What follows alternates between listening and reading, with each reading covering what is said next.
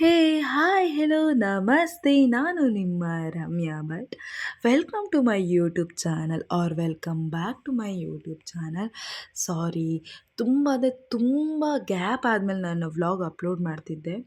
ತುಂಬ ಜನ ಅನ್ಸ್ಕೊಂಡ್ರು ಇವಳು ಎಂಥ ವರ್ಕೌಟ್ ಆಗ್ತಿಲ್ಲ ಅಂಥೇಳಿ ಬಿಟ್ಬಿಟ್ಲ ಅಂತ. ಇಲ್ಲ, ಆ ಥರ ಎಂಥ ಇಲ್ಲ. ಸ್ವಲ್ಪ ಹೆಲ್ತ್ ಪ್ರಾಬ್ಲಮೆಲ್ಲ ಇದ್ದಿದ್ದಕ್ಕೆ ಬ್ರೇಕ್ ತಗೊಂಡೆ. ಸೊ ಇದು ಊರಲ್ಲಿಪ್ಪು ವ್ಲಾಗ್ ಆಗಿರುತ್ತೆ. ನಾನೆಲ್ಲ ಶೂಟ್ ಮಾಡಿ ಇಟ್ಕೊಂಡಿದ್ದೆ, ಬಟ್ ಅಪ್ಲೋಡ್ ಮಾಡೋಕ್ಕಾಗಲಿಲ್ಲ. ಸೊ ಇವಾಗ ಅಪ್ಲೋಡ್ ಮಾಡ್ತಿದ್ದೆ. ಇನ್ಮೇಲೆ ಬ್ಯಾಕ್ ಟು ಬ್ಯಾಕ್ ವೀಡಿಯೋಸ್ ಬತ್ತಾಯ್ತಾ. ಊರಲ್ಲಿ ಇತ್ತಂತ ಹೇಳಿ ಆದಮೇಲೆ ಮಂದರ್ತಿ ದೇವಸ್ಥಾನ ಮಿಸ್ ಮಾಡೋಕ್ಕೆ ಸಾಧ್ಯನಾ? ಇಲ್ಲವೇ ಇಲ್ಲ. ಸೊ ನಾವು ಮಂದಾರ್ತಿ ದೇವಸ್ಥಾನಕ್ಕೆ ಹೋಯ್ತು. ಅದಾದಮೇಲೆ ಕುಂಜಾಲಗಿರಿ ದೇವಸ್ಥಾನಕ್ಕೆ ಕೂಡ ಹೋಯ್ತು. ಬೆಳಗ್ಗೆ ಹೊರಟ್ಕೊಂಡು ಫಸ್ಟ್ ಮಂದಾರ್ತಿ ದೇವಸ್ಥಾನಕ್ಕೆ ಹೋಗಿ ಅಲ್ಲಿ ಅರ್ಚನೆ ಎಲ್ಲ ಮಾಡಿಸಿ ಪೂಜೆ ಎಲ್ಲ ಮುಗಿಸ್ಕೊಂಡು ಊಟ ಮಾಡ್ಕೊಂಡು ಅಲ್ಲಿಂದ ಕುಂಜಾಲಗಿರಿಗೆ ಹೋಪ ಅಂತಲೇ ಇದ್ದದ್ದು. ಸೊ ಅದೇ ಥರನೇ ಪ್ಲ್ಯಾನ್ ಹೆಂಗೆ ಮಾಡಿದ್ದು ಹಾಗೆ ಆಯಿತು. ಮಂದಾರ್ತಿ ದೇವಸ್ಥಾನದ ಪೂಜೆ ಎಲ್ಲ ಮುಗಿಸ್ಕೊಂಡು ಕಡೆಗಲ್ಲಿ ಪ್ರಸಾದ ಎಲ್ಲ ತಗೊಂಡು ಒಂದು ಬೊಂಬಾಟ್ ಸೂಪರ್ ಆಯಿತಾ. ಇದು ಪ್ರಸಾದ ಅಂತ ಹೇಳೋಕ್ಕಾಗ್ತಿಲ್ಲ, ಯಾವುದೋ ಮನೆ ಫಂಕ್ಷನ್ ಊಟ ಮಾಡಿದಷ್ಟು ಟೇಸ್ಟ್ ಇತ್ತಾಯ್ತಾ.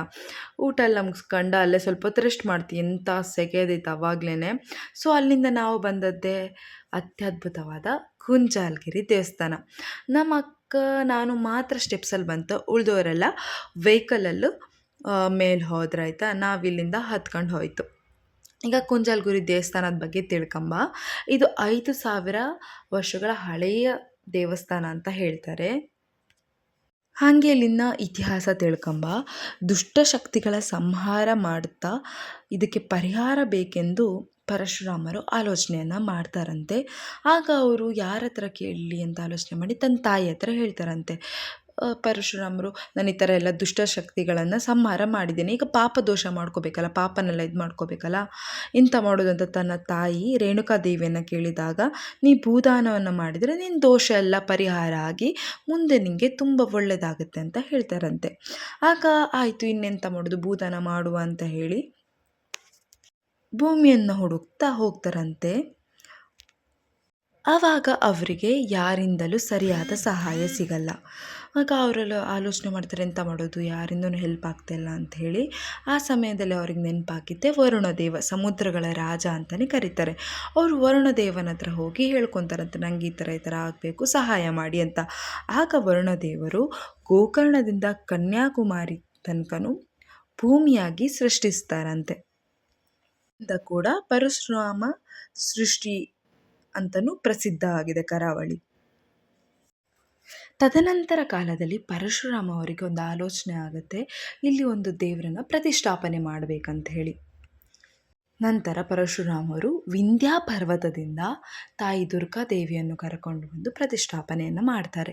ಈ ಪ್ರತಿಷ್ಠಾಪನೆ ದಿವಸ ದೇವಾನುದೇವತೆಗಳು ತಮ್ಮ ವಿಮಾನದಿಂದ ಬಂದು ತಾಯಿಗೆ ಪುಷ್ಪಾರ್ಚನೆಯನ್ನು ಮಾಡ್ತಾರೆ.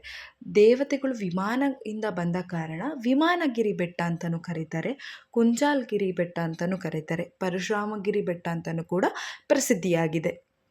ದೇವರಿಗೆ ಅರ್ಚನೆಯನ್ನು ಮಾಡಲಿಕ್ಕೆ ನೀರು ಎಲ್ಲೂ ಸಿಗದ ಕಾರಣ ಪರಶುರಾಮರು ತಮ್ಮ ಆಯುಧವಾದ ಪರಶು, ಬಾಣ, ಗದ, ಧನ ಎಂಬ ತೀರ್ಥವನ್ನು ಸೃಷ್ಟಿ ಮಾಡ್ತಾರೆ.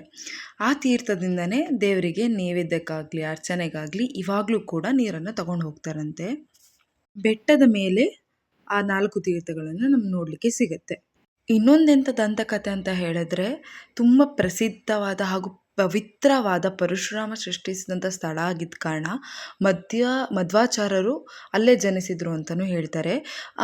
ಈ ಕುಂಜಾಲಗಿರಿ ದೇವಸ್ಥಾನದಿಂದ 1 ಕಿಲೋಮೀಟ್ರದಲ್ಲಿ ಮಧ್ವಾಚಾರ್ಯರ ಜನನ ಸ್ಥಳ ಇದೆ, ಪಾಜ.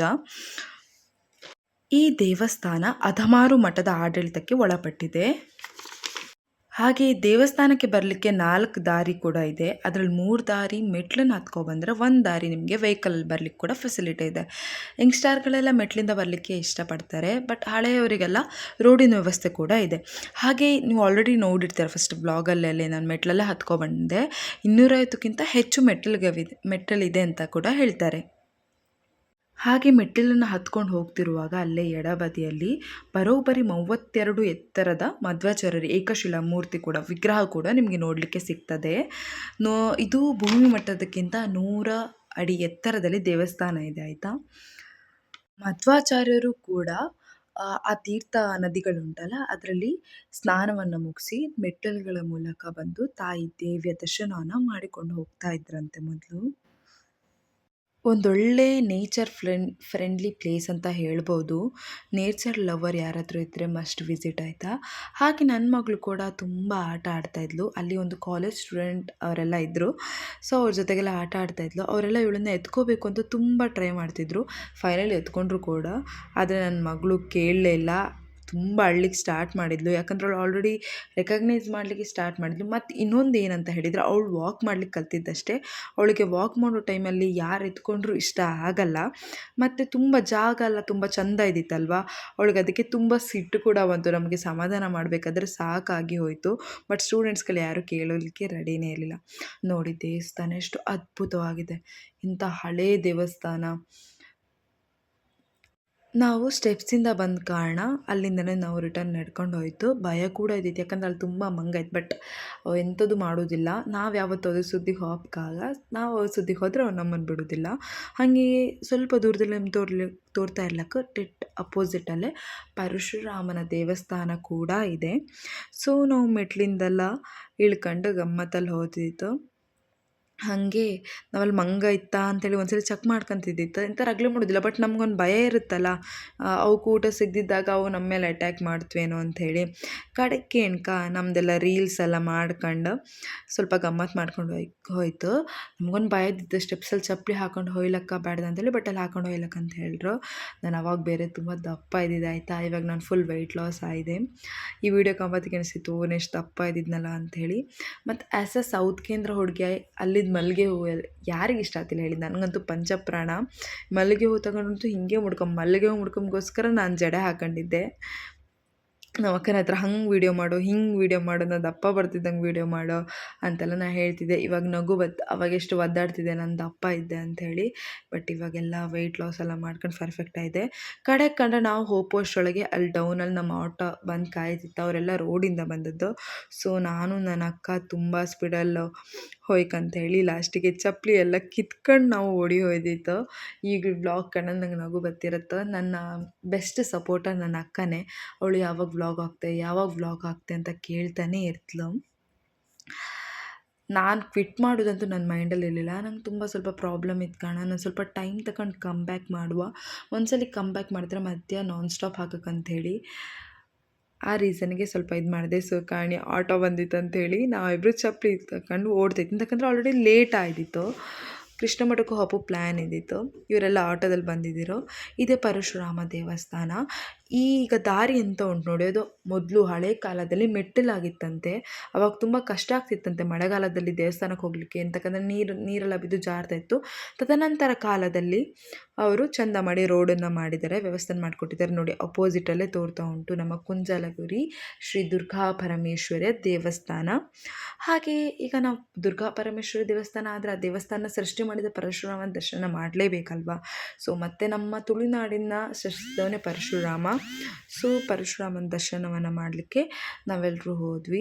ಆಟೋದಲ್ಲಿ ಅವ್ರು ಹೋದ್ರು, ನಾವು ರಿಟರ್ನ್ ನಾನು ಎಲ್ಲ ವಾಕ್ ಮಾಡ್ಕೊಂಡು ಹೋದ್ವಿ, ಎಂಜಾಯ್ ಮಾಡುವ ವ್ಯೂನ ಅಂಥೇಳಿ. ಆಲ್ರೆಡಿ ಸೂರ್ಯ ಮುಳುಗೋ ಸಮಯ ಆಗಿತ್ತು. ಸೊ ಆದ ಕಾರಣ ತುಂಬ ಚೆಂದ ತೋರ್ತಿತ್ತು. ನೋಡಿ ಅದೇ ನಾ ಹೇಳಿದ್ದು ಮಧ್ವಾಚಾರ್ಯರ ವಿಗ್ರಹ, 32 ಅಡಿಯ ಎತ್ತರದಂತಹ ವಿಗ್ರಹ.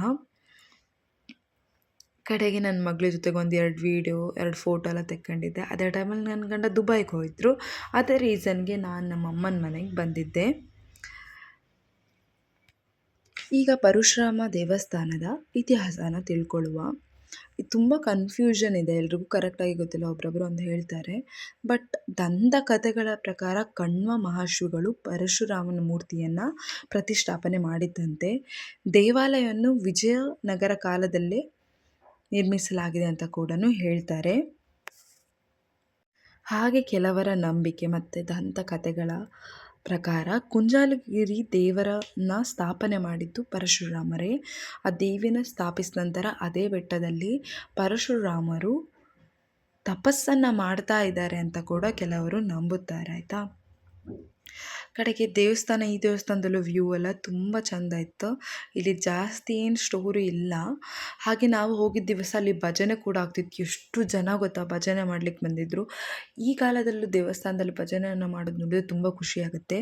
ಯಾಕಂತ ಹೇಳಿದರೆ ಬರೀ ಹಳೆಯವರಲ್ಲ, ಯಂಗ್ ಸ್ಟಾರ್ಸ್ಗಳು, ಸಣ್ಣ ಸಣ್ಣ ಮಕ್ಕಳು ಕೂಡ ಇದ್ದರು. ಮತ್ತೆ ಪುನಃ ನಮ್ಮದು ಹುಚ್ಚಾಟ ಸ್ಟಾರ್ಟ್ ಆಗುತ್ತಲ್ವ, ರೀಲ್ಸ್ ಎಲ್ಲ ಮಾಡ್ಕೊಂಡು ಹೊರಟ್ವಿ.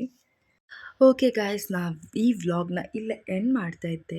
ಯಾರಾದರೂ ಹೊಸೊಬ್ಬರು ನನ್ನ ವೀಡಿಯೋನ ನೋಡ್ತಿದ್ರೆ ದಯವಿಟ್ಟು ಚಾನಲ್ನ ಸಬ್ಸ್ಕ್ರೈಬ್ ಮಾಡಿ, ವೀಡಿಯೋವನ್ನು ನೋಡಿ ಸಪೋರ್ಟ್ ಮಾಡಿ, ಲೈಕ್ ಮಾಡಿ ಆಯಿತಾ. ಸೊ ಹೀಗೆ ಇಂತಹ ಒಳ್ಳೊಳ್ಳೆ ವೀಡಿಯೋಗಳನ್ನು ಅಪ್ಲೋಡ್ ಮಾಡ್ತಾನೆ ಇರ್ತೆ. ಆಲ್ರೆಡಿ ತುಂಬ ವೀಡಿಯೋಸ್ ಇತ್ತು, ಅಪ್ಲೋಡ್ ಮಾಡೋಕ್ಕಾಗಲಿಲ್ಲ. I am very very very sorry. But ಇನ್ನು ಮುಂದೆ ಆ ಥರ ಆಗ್ದಂಗೆ ಕಣ್ಕಂಗಂತ ಫಿಕ್ಸ್ ಆಗಿದೆ. ಆ್ಯಕ್ಚುಲಿ ನಾವಂತೂ ಅವತ್ತು ತುಂಬ ಕಾಮಿಡಿಯಾಗಿ ಗಮ್ಮತ್ತೆಲ್ಲ ಆ ಡೇಸ್ನ ಎಂಜಾಯ್ ಮಾಡಿದ್ದೆ. ಈ ವ್ಲಾಗ್ ಎಡಿಟ್ ಮಾಡೋ ಟೈಮಲ್ಲಿ ನಾನು ಖುಷಿ ಪಡ್ತಾ ಇದ್ದೆ. ಥ್ಯಾಂಕ್